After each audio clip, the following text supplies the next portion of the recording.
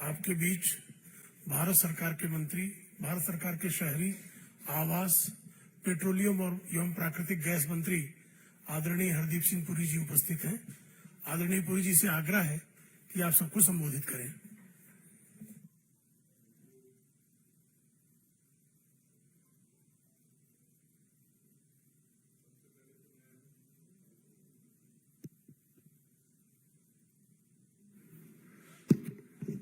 Thank you.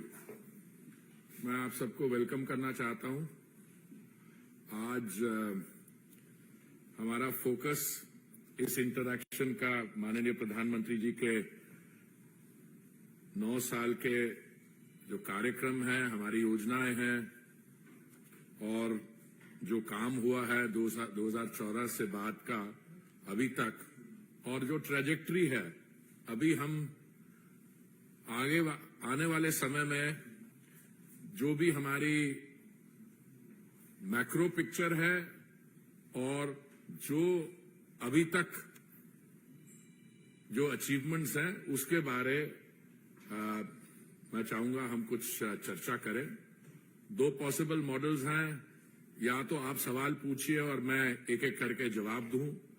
The other possibility is कि मैं थोड़े से आपको ओवरऑल ट्रेंड बता देता हूं और उसके बाद मेरे पास कोई समय की कमी नहीं है। फिर हम बैठ के मैं आपकी जगह वहां बैठा होता और मेरी जगह कोई और बैठा होता तो मुझे पूरा यकीन है कि 9 साल के कार्यक्रम के अलावा कुछ और दिलचस्प जो राजनीतिक टिप्पणियां लोग देते हैं उस पे भी आप शायद कुछ इंटरैक्शन करना चाहेंगे। मैं आपको बहुत ब्रीफ में मुझे जो लगता है कि हमारी ओवरऑल पिक्चर क्या है। So I put myself in the position of an Indian citizen pre 2014, और मेरे लिए वो बहुत आसान भी है क्योंकि 2013-14 तक मैं ज्यादातर बाहर था, न्यूयॉर्क में रहता था। और 2014 के बाद क्या हुआ, देखिए ये वर्ड्स आर डिसेप्टिव। आप रेयर व्यू, फ्रंट व्यू, ऐसी चीजें की बात लोग करते हैं, पर सिचुएशन ये थी 2013-14 में कि भारत की अर्थव्यवस्था को फ्रेजाइल 5, फ्रेजाइल मतलब है कि 5 economies which were on shaky foundation. Fragile, fragility, आप मान लीजिए आप अभी हवाई अड्डे में हवाई जहाज में जा रहे हो तो आप कन्वेयर बेल्ट में वो जब सामान लगा लेते हो कुछ लोग लेबल लगा लेते हैं, फ्रेजाइल हैंडल विद केयर। जब एक पूरी इकोनॉमी में ये लेबल लग जाए फ्रेजिलिटी का, तो इसका मतलब ये होता है कि जो इन्वेस्टर होगा वो बड़े सोच समझ से कि भाई यहां इन्वेस्ट करना चाहिए, नहीं करना चाहिए। बाकी जो आपकी इकोनॉमिक डिसीजन मेकिंग है, और सरकार कैसी थी, देखिए मैं किसी की निंदा नहीं करना चाहता हूं, पर मैं उस समय I was part of the system. मैं बात कर रहा हूं जो 10 साल थे यूपीए सरकार के, political decision making was by and large characterised by inaction और पॉलिसी पैरालिसिस। ये थी उस समय स्थिति। और ग्लोबल इकोनॉमिक स्टैंडिंग में एक तरफ से फ्रेजाइल 5 का ठप्पा और दूसरा हम ग्लोबल रैंकिंग में 10वें स्थान पे थे।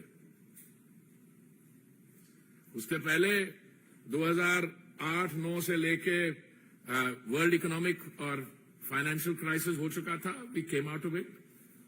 उस 2014 के बाद क्या हुआ, अब सिंपल अप्रोच ये है, मैं आपको इंडिविजुअल योजना के आंकड़े बता दूं, but I don't think that will be necessary. It will not be necessary because आप जानते हैं कितने शौचालय बने, प्रधानमंत्री आवास योजना में 3 करोड़ आवास सैंक्शन हुए, एक्सेट्रा एक्सेट्रा। मैं आपको 1-2 ऐसी एरियाज में ले जाता हूं जिनका हमने समस्याएं जो हमारे सामने आई और जिसका हमने सामना करना पड़ा। और पहली बात है, मैं ले जाता हूं आपको, जब सरकार के, मोदी जी की सरकार के 5 साल हुए थे और we were faced with a pandemic. मैं अपने पिछले करियर के दौरान मुझे सौभाग्य मिला जिनीवा में भी और न्यूयॉर्क में भी to be India's ambassador to the UN. कई वायरसेस आई, कई पैंडेमिक्स थी, सार्स, H1N1, एबोला। सार्स का जो फर्टिलिटी रेट था 17% था, कोविड का सिर्फ 1% था, but the devastation it caused was of the kind of Spanish flu 1918. So this is the problem we faced. What was the situation of the health sector before that? What happened to the health sector? जो पिछली सरकार थी उन्होंने जो हमारी vaccine manufacturing capacity थी public sector में, उन्होंने 2004 और 14 में उसको खत्म कर दिया. So we had to start from scratch. I'm very fond of repeating some things which you heard from me earlier. That's probably a sign of growing old. But जब मैं सिविल एविएशन मंत्री था, मंत्रालय में साथ जुड़ा हुआ था, तो जब कोविड आया तो हमको 1500 टन मेडिकल इक्विपमेंट सप्लाईज बाहर से लानी पड़ी. 942 टन मेडिकल इक्विपमेंट हमें मेडिकल सप्लाईज भारत के अंदर डिस्ट्रीब्यूट करनी पड़ी. But the facts speak for themselves. Vaccine manufacturing in the public sector completed. Virtually no indigenous capacity shuru karke today we have distributed more than 222 crores vaccine manufactured and distributed free. This is a fact. हमारी जो आयुष्मान भारत योजना है उसमें the total number of beneficiaries is close to 24 crores and rising. Of course, it's a different matter कि Delhi has not implemented the scheme. हमारे जो जन औषधि केंद्र हैं, आप जाइए वहां पे, जो normally used दवाइयां हैं, like for diabetes, for other things, readily available at a fraction of the cost. देखिए जब बदलाव आता है, तो what is important? You need good policies, नीति. आपकी नियत भी अच्छी होनी चाहिए. मैं नियत की बात क्यों करता हूं? क्योंकि अभी जो लोग इतना हल्ला मचाते हैं, देखिए जब हमें महामारी का सामना करना पड़ा, जब महामारी के बीच में थे, तो युवा नेता कहते थे मोदी जी हमारे बच्चों की वैक्सीन कहां है? अरे उस समय भी कहता था राजस्थान में आपने कूड़े में फेंक दी और पंजाब में जो आपकी सरकार है वो मुनाफाखोरी कर रही है. मैं क्यों ये रहा? नीति, नियत. आपकी अगर नियत ठीक होगी तभी होगा. और तीसरा मैं समझता हूं नेता. And I think this is a classic case कि जो हमारे नेता हैं, आदरणीय प्रधानमंत्री जी नरेंद्र मोदी जी, उन्होंने इस सारी जो ट्रांसफॉर्मेशन है उसके साथ सिर्फ आइडेंटिफाई नहीं किया, he has lead from up front. और खास करके मैं ये जो हेल्थ केयर में जो हमें इमरजेंसी फेस करनी पड़ी, खुद मीटिंग लेते थे रोज, अपने सारे इकोसिस्टम को बिल्ड किया, इकोसिस्टम से स्टेट लेवल डाउन टू उनकी मॉनिटरिंग कराई. आज भाई साहब स्थिति ये है कि आपकी जो वैक्सीन मैत्री, या आपने सिर्फ देश भर में 222 करोड़ से अधिक वैक्सीन बना के मुफ्त डिस्ट्रीब्यूट नहीं की, पर आपने कई देशों में, there are total of 193 countries in the world, मैं एक दिन देख रहा था, कभी 100 देशों को तो आपने डायरेक्टली मेडिसिन दी है, वैक्सीन भेजी है. कुछ औरों को थ्रू अरेंजमेंट्स, कमर्शियल अरेंजमेंट उनको मिली है. तो आप देखते हैं इसका कितना ये इंपैक्टफुल है एक क्राइसिस में लोगों की मदद करना. दूसरा, since I am on crisis, मैं आपको एक दो चीजें बताना चाहता हूं. देखिए हमारी अर्थव्यवस्था आज 10वें स्थान से लेकर 5वें स्थान तक पहुंच गई है. और मैं again I keep repeating this, our size of the economy is 3.8 trillion, but जो दो आगे हमारे से इकोनॉमीज हैं, जर्मनी और जापान, उनकी 4.1 और 4.3 ट्रिलियन साइज है. अभी पिछले हमने फिगर्स लिए, कुछ हमारे यहां बड़े एमिनेंट इकोनॉमिस्ट जो पॉलिटिकल हो गए हैं, उन्होंने हमारे नेताओं के साथ बैठ के कहा, I don't think the economic growth will be more than 5 or 5.5%. अरे भाई, is this something you are wishing, और is it the soundness of your economic analysis? जो भी है, जब 7.2% पिछला फिस्कल ईयर का आया, I would have expected some of these prophets of doom या doomsday scenario experts with foreign affiliations to at least say, भाई गलती हो गई, बहुत अच्छा रहा. ये भी नहीं हुआ. अब अगले जो फिगर्स आ रहे हैं, मेरे फिगर्स नहीं है, these are the figures of international agencies. उन्होंने कहा next year, that is in 23-24, the rate of growth is expected to be somewhere in the vicinity of 6.5 to 7%. देखिए, if you have 7.2%, all right, you can make an argument कि base था ये. भाई, उसके बाद you keep growing. So becoming the third largest economy is no longer a talking point. It is something that is in the realm of the doable within a short period of time. मैं आपको बड़े interesting statistic देता हूं. अभी recently one of the international agencies came out with the achievement of the Indian decade. Indian decade का मतलब 2013 से 2023. But उससे पहले एक असेसमेंट थी कि जो हमारी स्थिति 2040 में क्या होगी. 2040 में ये बाहर की उनकी असेसमेंट है कि हमारी 27-28 ट्रिलियन डॉलर की इकोनॉमी होगी 2040 तक, which means you will be the third largest, possibly the second largest, but you are going in that direction. Third largest, close to being the second largest within this thing, depending on how the other economies fare. 2014 से पहले क्या स्थिति थी और उससे पहले क्या स्थिति थी? Why take 2014? आप कनेक्टिविटी के देखिए, 2014 तक total number of airports built in the country was, I think, 74. After 2014 to today, the number of airports built additionally is another 74. And I was very happy to see my colleague Sindhya ji say कि अगले 5 साल में number of airports will be over 200. In fact, he mentioned 220 or so. And I'm quite sure this will happen. If you add the helipads, heliports, और जो आप tier 2, tier 3 cities में, जब मैं उत्तर प्रदेश जाता हूं, I am very happy to hear, वो हमारे माननीय मुख्यमंत्री हैं वहां पे, वो तो कहते हैं मैं हर एक कमिश्नरेट में एक एयरपोर्ट होगा. अभी आप ट्रैवल करिए भाई, things are, India is on the move. आप मेट्रो की बात करें, देखिए, मैं तो दिल्ली में, I was born and brought up in this city, I should travel by school bus या डीटीसी एक्सेट्रा. आज क्या सिचुएशन है? आज आपकी जो मेट्रो लाइन है, Delhi metro I am talking about, DMRC, when in a good day it carries 65 lakh, 65 lakh commuters. And it's a world-class system, touch wood, both in terms of technology and in terms of... And what's happening around Delhi? Only the other day, the cabinet approved in Gurugram, from the city center through Old Gurgaon, New Gurgaon, entire loop line, 28 kilometers of additional elevated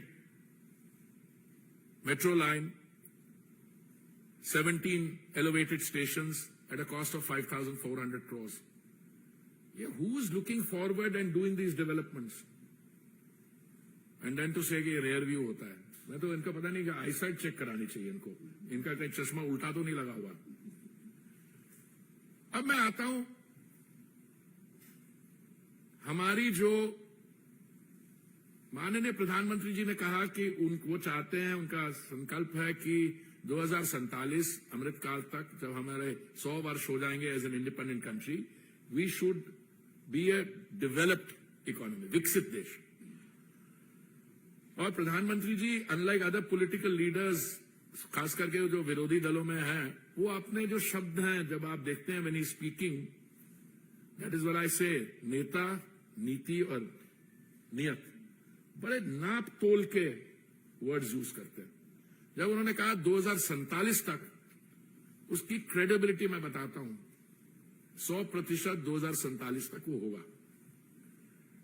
मैं normally एक अंग्रेजी का गाना है, with a little bit of help from my friends, नहीं, we are not even looking for their help.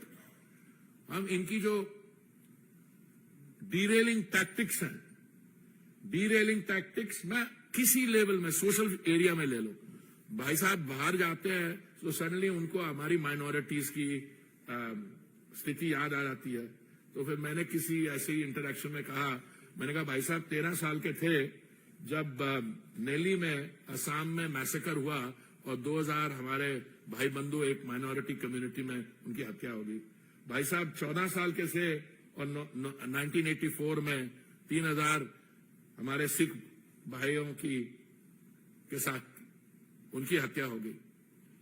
तो एक credibility की जो बात है, मैं बताता हूं, बहुत जरूरी इसलिए है कि आप स्टेटमेंट दे देते हो और फिर जैसे रफाल पे दे दिया, कुछ इधर उधर दे दिया, फिर झूठ पकड़ा जाता है, फिर आप माफी मांगने पहुंच जाते हो। Politics, my submission to all of you, आप सिर्फ जर्नलिज्म में नहीं हो, पर journalism is so much a part of our democratic discourse. It's an issue largely of credibility. कि अगर मैं आपके सामने बैठूंगा तो ये आज ये सोशल मीडिया, ये जो छोटी छोटी आपके हाथ में सब में है, मैंने कोई स्टेटमेंट की हो 10 साल पहले, आप निकाल के दिखा देंगे हमें। देखिए, हमारी इकोनॉमी जो है, it is part of the global economy. अभी मैं आज सुबह एक वॉल स्ट्रीट जर्नल में, जो एक दिन लेट मुझे मिलती है, मैं पढ़ रहा था, is the West in recession और नॉट रिसेशन। और लास्ट पेज में बड़ा इंटरेस्टिंग एनालिसिस था। वो क्या है, the issues which point in the direction of a recession are these, कि the value of the 3-month bond is lower और higher than this, these are usual indices. और अभी जो ये सेक्टर है, but is doing quite well. Employment में 339,000 new jobs are creating, that is doing well. So there are some signs that it is doing well, some signs it's worrying कि ये हम लोग रिसेशन पहचान नहीं रहे, बिकॉज एक बीच में recession is defined as quarter on quarter decline. तो अब देयर आर 2 व्यूज, बट मैं आपको ये कहूंगा, तो बाहर होगा, अगर बाहर की हमारी इकोनॉमीज जो है जिनके साथ हम डील करते हैं, if they are in economic this thing, all countries will be affected. But today, no one in India or outside is speaking about that kind of problem in India. यहां पे आपकी डिबेट यही है, 6.5% होगी growth, आपकी 6% होगी या 7% होगी।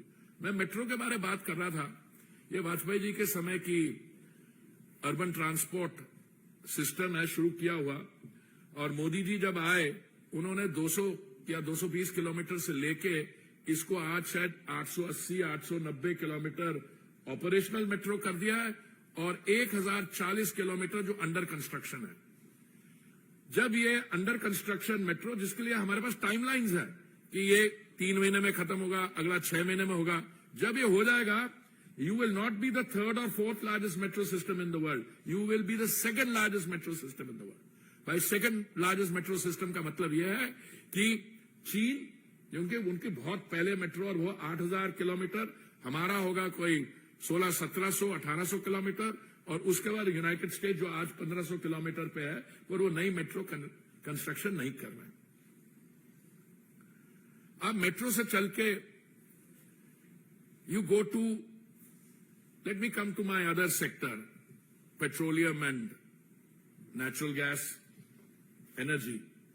देखिए, ग्लोबल सिचुएशन तो हम कंट्रोल नहीं कर सकते। आप मान लीजिए क्राइसिस कहीं होता है, यूक्रेन में हुआ, यूक्रेन यूएस का हुआ, हमारे 22,000-23,000 स्टूडेंट यूक्रेन में थे।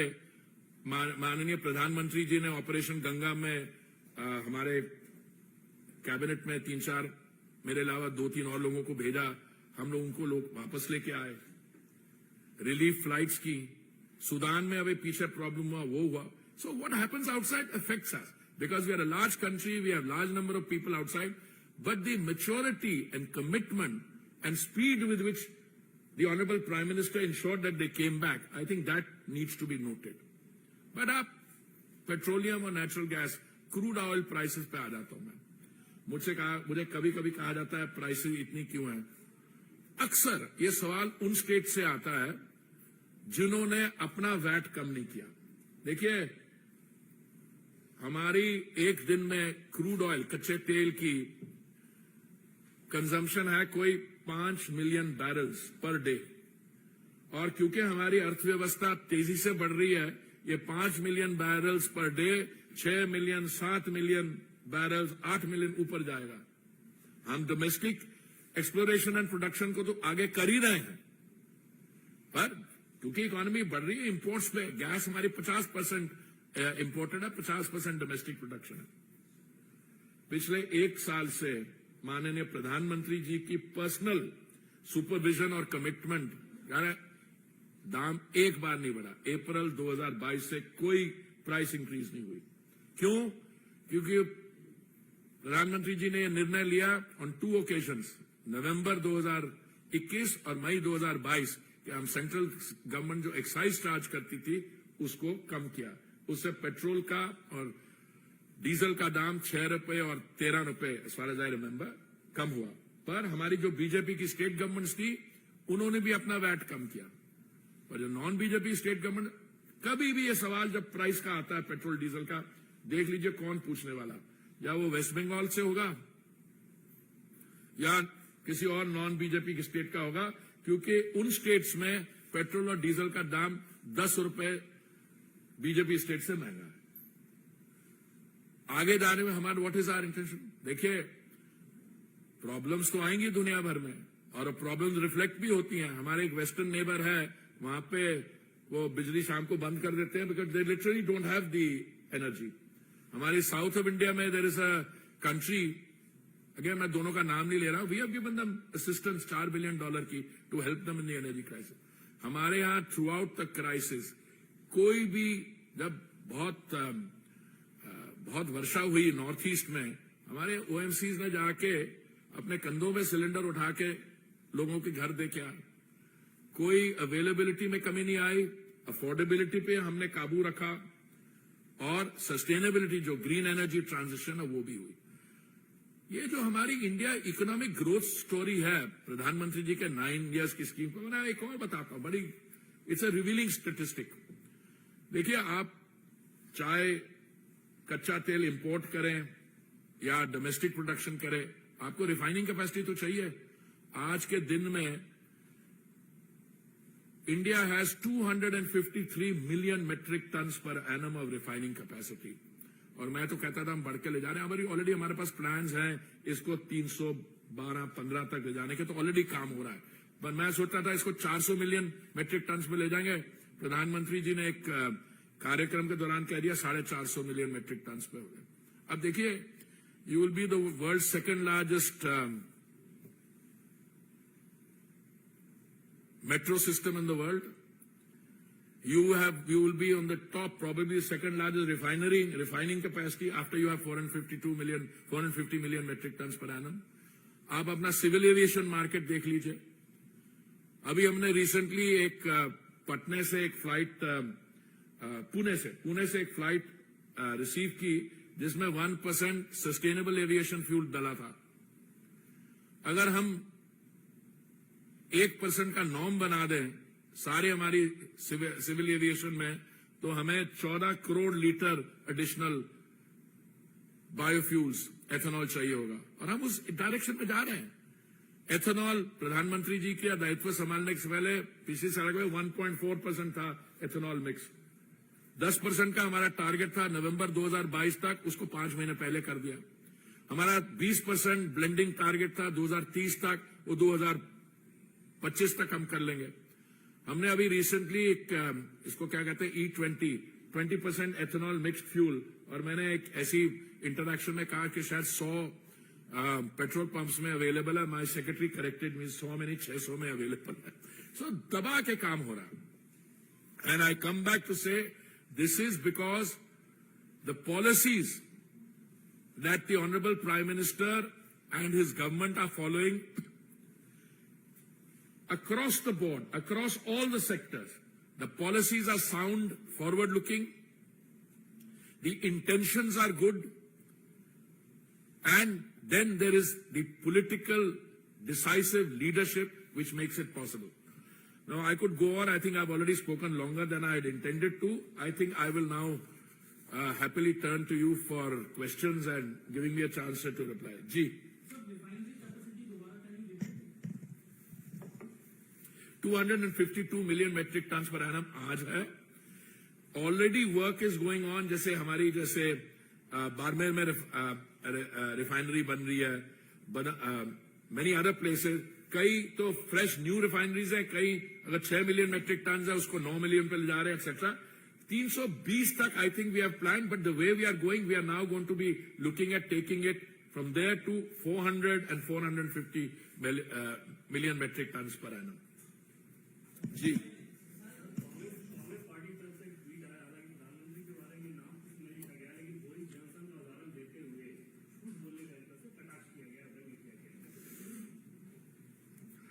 वो कुछ कहते हैं ना, वो people living in glass houses occasionally should look at the mirror and not throw stones. इनकी क्या credibility है? मैंने अभी 2-4 अपने original presentation में आपको 2-4 मैंने चीजें बताई कि वो देश के बारे क्या कहते हैं और इन्होंने पहले जो किया था फिर माफी मांगनी पड़ी.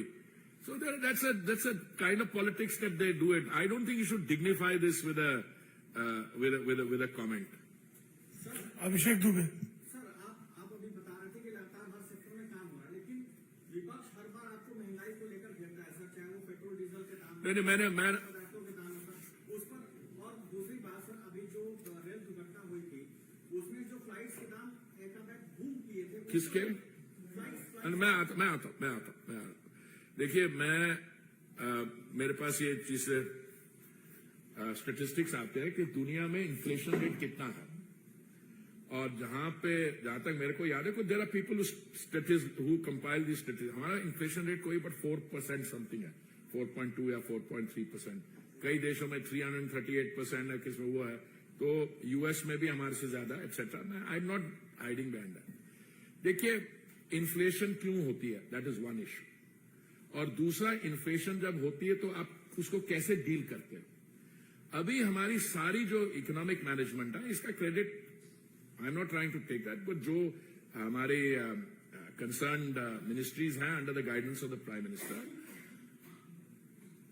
पहली एक प्रॉब्लम हुई कि महामारी के दौरान स्टिमुलस पैकेजेस आए, उनसे कुछ इन्फ्लेशन हुआ. वो भी हम लोगों ने, प्रधानमंत्री जी की जो अप्रोच थी, बड़ी कायदे की अप्रोच थी कि यू इंक्रीज प्रोडक्टिविटी. देखो, कुछ चीजें आपको करनी है. If people are in a crisis, तो अब जैसे वो 3 dry ration meals in a day, that scheme is continuing. But unlike other economies which pumped in more money and became more inflationary, we were able to control the inflation. जहां तक inflation control की बात है, fuel I've already told you. Food, some very good measures were taken to maintain and control food inflation. But the problem comes, you are not decoupled from the world. अगर आप 50% gas for instance imports पे dependent है, और मान लीजिए दुनिया में 200, I'm giving you a hypothetical, 200-300% बढ़ती है, तो आप उसको कंट्रोल करने की कोशिश करते हो. हमारे यहाँ 50-60% रहा.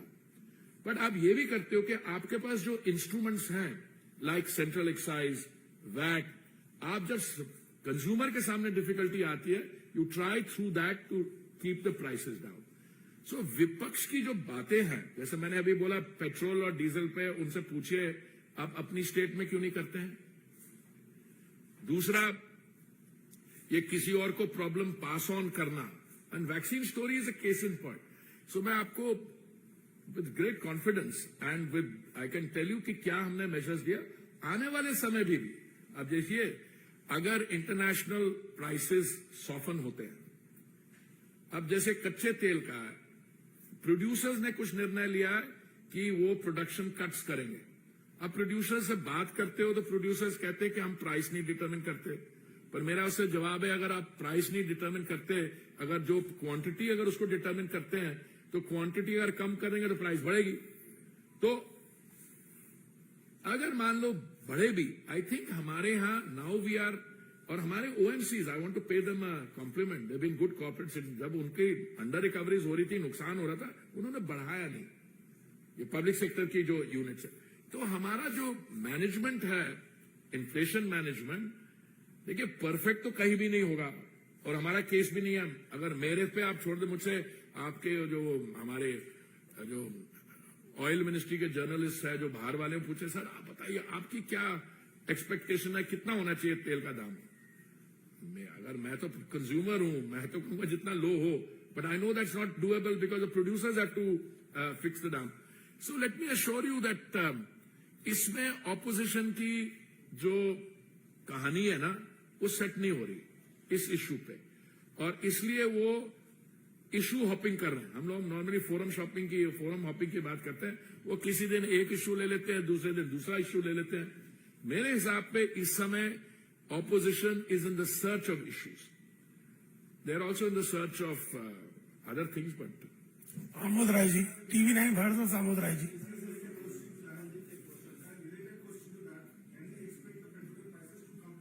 Now, if you are asking me for my expectation का शब्द का मतलब क्या है? एक्सपेक्ट आप चाहते हो? अगर अरे मैं तो चाहूंगा ऑब्वियसली, बट यू सी अगर आप इंटरनेशनल प्राइस स्टेबल रहती है और you know it doesn't rise, I don't know what the price of oil is, should be 74, 75 ना, तो ये आ गया मेरे बंधु लोग, मेरी फायर ब्रिगेड 75 है। अगर 74 और 75 पे रहे, पिछले क्वार्टर में हमारी ओएमसी डिड ओके, मतलब उनके नुकसान नहीं हुए। तो अब मैं I am not in a position to make an announcement, but I don't know. देखिए they will, I think if the next quarter goes well, आने वाले समय ठीक होगा, they will be in a position to look at these things. ये आप तय करिए। एक जो सवाल पूछे तो बेहतर रहेगा। Answer each one, I have no problem. Amod Rai जी,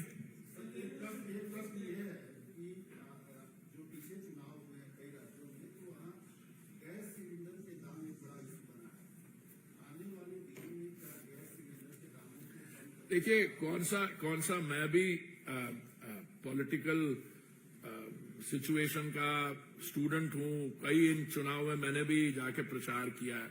कितनी वेटेज होती है और उसकी कितनी होती है वेटेज, बिकॉज अगर आप जब वेटेज लेते हो, जरूर चैटर है कुछ के, बट वो चैटर किस किस्म का मैं बताता हूं आपको। वो चैटर ये है कि नहीं आपने 3 meals in a day dry ration दिए, आपने किसानों के जेब में पैसा दिया, आपने कुछ और चीजें की है। ये जो दाम है, it is largely an issue of the those on economically weaker section और बिलो पॉवर्टी लाइन जो है उज्ज्वला का। उसमें मैंने देखा कि हमने अभी अब तक शायद हमारी रोल आउट है 9 करोड़ 60 लाख। ओके, तो उसमें हम दे रहे हैं 200 rupees padding subsidy direct beneficiary को उनके अकाउंट में जाने का। So there is a stock, but whether that's a fundamental cause और there are other issues, because अब ये जो लोग इस चीज की बात करते हैं उनसे ज्यादा डिटेल में जाएं तो they will also then bring up other factors, but these are dynamic. देखिए for a government which has taken such large scheme, अब देखिए हमारे स्वच्छ भारत मिशन और उज्ज्वला के उज्ज्वला नहीं, स्वच्छ भारत मिशन और अमृत 2.0 का जो 2.0 जो रोल आउट स्कीम 4,71,000 करोड़। तो ये जो पैसा है जो सब्सिडाइजेशन में जाता है, it's tax payers money, and I think what this government has clearly demonstrated बहुत मैच्योर तरीके से, जब जरूरत थी दिन का 3 समय का ड्राई राशन देना, उन्होंने दिया, और जब उनको लगा कि कहीं और भी करना है, so this is all work in progress. आपका सवाल।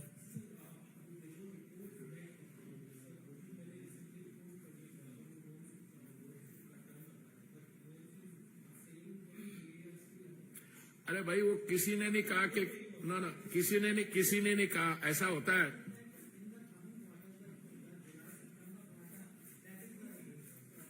नहीं, मैं बताता हूं ऐसा होता है। आप जैसे मुझसे मिलते हो इनफॉर्मली और इनफॉर्मली कहते हो आपकी क्या एक्सपेक्टेशन है, तो मेरे जैसा कोई व्यक्ति जिसको थोड़ी सी जानकारी होती है वो कहता है भाई हम तो चाहेंगे कि कमें, तो एक comment like that gets catapulted into prices are by prices are not determined like that. Prices are determined in terms of some serious decision making Now, people will apply their minds. अभी I think जो आपकी subsequent report के बाद उन्होंने कहा कि हाँ एक क्वार्टर हुआ, जो अगले क्वार्टर का देखेंगे। फिर मान लीजिए अब कल प्राइस यहाँ पे आज आप कह रहे हैं 75 है, supposing as a result of these cuts, पिछली बारी कट 1.6 मिलियन बैरल एक दिन का था, but the market factored it in. अब सोचिए 75 से 80 जाता है, 80 से बाद watch it for a period of time and then you can. मतलब they have recovered some of their losses, but you know OMCs are also, I told you private joke, आप थे वो पिछली इंटरेक्शन में नहीं, मैंने उनको बोला यार बहुत पुरानी सिविलाइजेशन है, एक साल थोड़ा वाइनिंग बंद करो। सो इससे सो हंसी मजाक की डिस्कशन थी। I think they have been very good corporate citizens, they cooperating, and as we go along we'll see what can be done.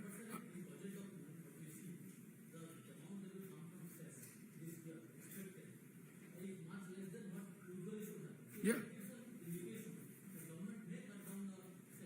May cut down or increase, I don't know what you say. अगर कम है तो government can always raise it also ना। अरे भाई मैं नहीं करता हूँ यार, जब आप फाइनेंस मिनिस्ट्री की मीटिंग हो और माननीय वित्त मंत्री जी आए, वो ऐसी 9-year प्रोग्राम में, you can ask that question. Listen, I am absolutely detached from this. You see, उसका क्या हुआ उस समय, भाई this was a once in a life time situation. उस समय हमने देखो पहला हमारा ये होता है, अगर कोई प्रॉब्लम आ रही है तो हम पूछते हैं बाकी लोग क्या कर रहे हैं, तो वो लोग कहते हैं सब लोग विंडफॉल कर रहे हैं, तो हमारे जो टैक्स वाले होते हैं उनको भी विंडफॉल का हो गया, फिर एक्सपोर्ट हो गया। Most important thing is a democratically elected government must ensure कि कंज्यूमर को तकलीफ नहीं होनी चाहिए, और कंज्यूमर को तकलीफ अगर हमारे पे रहे तो हम तो फुल सेटिस्फैक्शन दें कि everything should be either free or virtually raw, but then you go into a dangerous territory, freebie politics. और हमारी सरकार में और बाकी जो पॉलिटिकल स्टार्टअप्स है उनमें ये फर्क है, वो रेवड़ी पॉलिटिक्स करते हैं। हम 200 यूनिट यहाँ फ्री दे देंगे, 300 यूनिट वहां दे देंगे, फिर बातें कुछ करते हैं फ्री देने की, अगले दिन क्या ₹2.57, ₹2.89 टैरिफ बढ़ा दिया। You know, so this is what credibility and consistency are all about. आपका सवाल।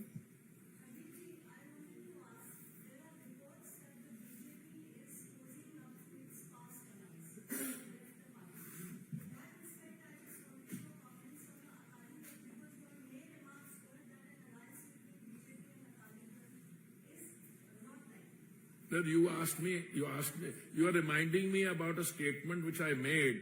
I stand by it, madam, but I'll tell you another thing. If you are having, say, 25th celebration, now I don't know how, if you are happily married and you have a 25th wedding anniversary, everybody would be, happy when they eat the same cake. But if you are not married, or rather you divorced, or you have this thing, you still call your spouse for a celebration. Now, whether that means that you are trying to get remarried, I don't know. I mean, you be the judge here. I'm not in the remarrying category as far as Akali Dal is concerned. Adding on to this one, sir, you have campaigned in Jalandhar. If you were to look at the votes polled by both the party individually, if both of them... Let me tell you a little bit about Jalandhar, because they are very simplistic analysis. The Akali Dal fought the Jalandhar election in alliance with the Bahujan Samaj Party, point one. And so much for opposition unity. Yesterday I saw a statement by Behan Mayawati ji. She said for 2024, they are going to contest on their own, unka hathi ka symbol, right? Now, what happened in Jalandhar, don't go by simplistic. We were given charge of, as ministers, to look after ground level booths. I was associated with 60 booths. I have some of my friends sitting in the front row here who were with me. The Aam Aadmi Party in that, so 60 booths got 31% and we got 29%. We are just 1% se hum kam the. The problem in Punjab, as I see it, is that the old Gathbandhan of ours with the Akali Dal meant that out of the total 117 or so assembly seats, we were never contesting more than 23 or something.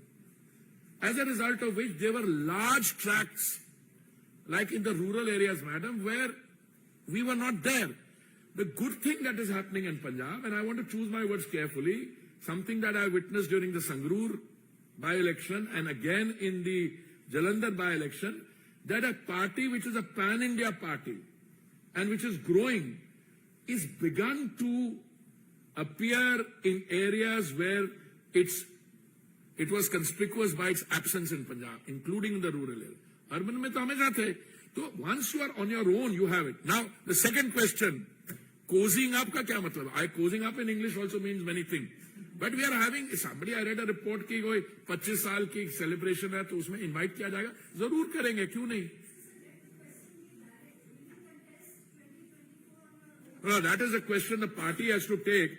But my answer to that has always been, an understanding between two can be something else. A lot of people from the Akali Dal who are very good people have come across to us. I worked with some of them in Jalandhar. I mean, if the Akali Dal, many people can come across and join the BJP. Sir, this party thing is applicable for Shiv Sena also. Hanji? Shiv Sena के लिए भी सब this party thing is open. अरे यार मैं जो party वालों का ये कल मैं अध्यक्ष जी की जब प्रेस कॉन्फ्रेंस होगी आप उनसे पूछिएगा मुझे आप सवाल ऐसे पूछ रहे हो जिसमें मेरी जो जानकारी हो पार्शल है. It applies to everybody, whoever was our apply. Of course, Shiv Sena may have taken different roles. So why not? You are having a 25 saal ho gaya NDA ke, and you're getting together over.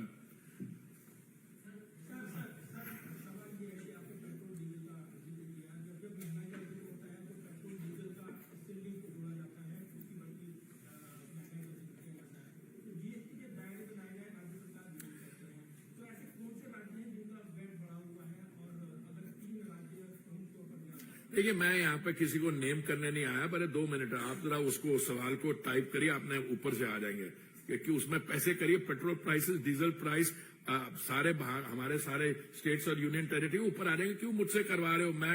मैं I might be tempted to say more after that, but मैंने GST का मैं अभी आ रहा हूँ. पहले prices पे आ रहा हूँ. कौन से स्टेट्स हैं? देखिए जीएसटी में लाना नहीं लाना, जीएसटी की जो काउंसिल है हमारी, उसकी जो डिसीजन मेकिंग नॉर्म है वो सब इकट्ठा चलते हैं. अभी हमने पीछे, मुझे याद है केरला हाईकोर्ट ने शायद एक इंस्ट्रक्शन दी थी या कुछ कहा था कि this should be taken up in the GST council. कुछ महीने पहले I think there was a GST council meeting in Lucknow. It was taken up and we had the same pattern. Many states opposed it. Will the states change their view? I don't know. I think the question should be asked to the finance minister. One last question. अब आपका हो गया वहां. मौजूदा सरकार ने 9.5 करोड़ उज्ज्वला योजना के तहत कनेक्शन दिए, जिसमें से ग्रामीण क्षेत्रों में लगभग 80% लोगों को कनेक्शन मिल गए. लेकिन आपके मंत्रालय की ही एक रिपोर्ट बताती है कि 67% चूल्हे अभी भी रखे हुए हैं, क्योंकि वो कह रहे हैं कि हमारे पास सिलेंडर भरवाने के पैसे नहीं हैं. नहीं, देखिए ये कौन सी रिपोर्ट क्या, मैं आपको आंकड़े बताता हूं. 9 करोड़ 60 लाख कनेक्शन दिए हैं हमने. कईयों ने बहुत सिलेंडर लिए हैं, कईयों को ने कम लिए हैं. हमारे पास जो एवरेज है इस समय सिलेंडर यूटिलाइजेशन की है 3.65 या 3.8 सिलेंडर्स पर family, which is not bad. By the way मेरी कैलकुलेशन है कि उनको छोड़िए, किसी भी फैमिली में अगर फैमिली साइज है हस्बैंड वाइफ और 2 बच्चे, तो 4 सिलेंडर से ज्यादा लग नहीं सकते. और जहां लग रहे हैं, मुझे नहीं कहना चाहिए in press coverage, I get worried. मैं तो ग्राउंड ट्रूथिंग करवा रहा हूं. वहां पे कोई अगर कह रहा मैं 11 सिलेंडर ले रहा हूं, सिलेंडर लेके क्या कर रहा है? बिकॉज ये सब्सिडाइज्ड है, तो इसलिए वो कहीं मिसयूज तो नहीं हो रहा. तो ऐसा है, कोई भी किसी भी यार्डस्टिक को आप ले लीजिए, उज्ज्वला योजना इज हाईली सक्सेसफुल. लोग यूज भी कर रहे हैं, और सिर्फ यूज नहीं कर रहे, figures are showing it. And this figure utilisation, I get worried when there is very little usage and very high usage, because इसमें very little usage का मतलब उसके बाद 3 कनेक्शन होंगे या कुछ और ऐसी चीज होगी. तो इसलिए आपको बहुत ये फिगर जो है, मैं सारी रिपोर्ट्स पढ़ता हूं, so I have no anxiety on that score. Last, madam, you will have the last word. Sir मेरा सवाल आपके शहरी विकास मंत्रालय से जुड़ा हुआ है. जी. सर जैसे आपने जीरो टॉलरेंस फॉर करप्शन है, ऐसा कोई मैकेनिज्म डेवलप किया जीरो टॉलरेंस फॉर अवैध निर्माण? For? अवैध निर्माण 100, no, I'll tell you something. Zero tolerance जो है ना, जैसे माननीय प्रधानमंत्री जी की है, सिस्टम की है, वो तो है जीरो टॉलरेंस। और इसकी कोई एबरेशन होगी तो obviously you take action. But let me come, योजना में क्या होता है? योजना में क्या होता है? अभी हमने दिल्ली में 2019 की नवंबर के महीने में एक हम बिल लाए, इसमें कहा कि वी विल जो अनऑथराइज कॉलोनीज है वो किया जाए, and we have now a plan whereby कितनी 1763 थी, कितनी I think one of you 1760 के आसपास वो किया। Some have been left out. There we have a policy on how to deal with what you call illegal construction, I call it unauthorized construction. Or there is an SIT here. SIT has been set up by the DDA. जैसे complaint आती है कहीं से, complaint is investigated and either the structure is removed or whatever action is taken. By the way, the zero tolerance doesn't apply to the marketplace. I get complaints about even the official residences.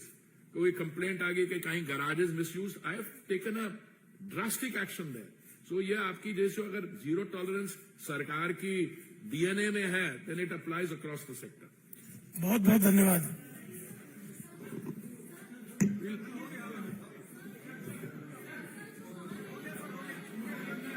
अरे ले लो यार, ले लो यार। हाँ जी, बात, हाँ किसका?